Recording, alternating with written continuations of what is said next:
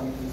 No, buti nabanggit ni Attorney Vic, yung economic provisions. Ano po yung economic provisions na yun? Hindi rin po maliwanag ang diskusyon sa taong bayan. Ano yun? Ano yung economic provisions?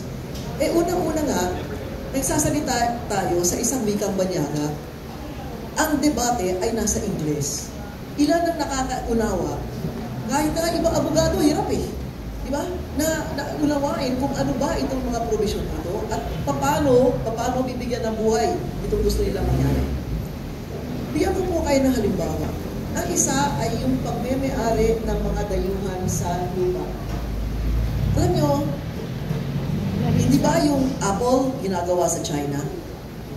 Yung Tesla, nandun na rin sa China. Kahit na yata yung mga Louis Vuitton, nasa China na eh. Ang dami-dami mga pabrika na itinayo sa China. Kaya sila yumaman eh. Hindi naman sariling gawa yun. Nanggaling sa mga dayuhan na nagpunta ron, na yumaman sila. Bawal po magmay-ari ng kahit isang dakot na lupa sa China. Kahit sino. Kahit sarili nilang mamayan, bawal eh. Pwede kayo magrenta. Sabi mo, 50 taon, 70 taon, kung ilang pung taon. Pero, hindi kayo pwede magmay-ari ng lupa. Ay, bakit nandun lahat yung mga pabrika ng merkado? Nandun lahat yung mga galing sa Inglaterra. Nandun mga galing taga France, taga Germany, taga Australia, Japan, lahat nandun. Bakit nandun sila nagkikita, nagsisiksikan doon? Siguro may ilang dahilan. No?